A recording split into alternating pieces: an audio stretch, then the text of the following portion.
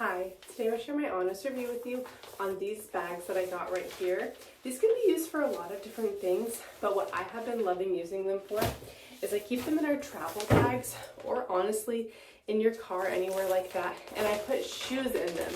They are the perfect size to fit shoes in, like a few pairs of kids' shoes, door shoes, husband shoes, like big shoes.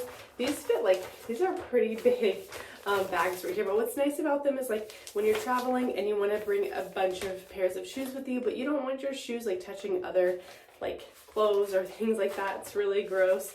You can put them in here, and then these are nice. They're just like a little drawstring bag. I feel like these are really reusable because I have a pack of I think 5 of them, and I've been able to reuse just the one bag like quite a few times. I just think these are really nice. Like honestly, like I said, they could be used for so many different things. You could use this to put like wet clothes in, swimming clothes. Again, if you're traveling and you want to put something wet inside of here. If your kids are out and they have an accident and you want to put their dirty clothes inside of something like this would be so nice just to keep in your car.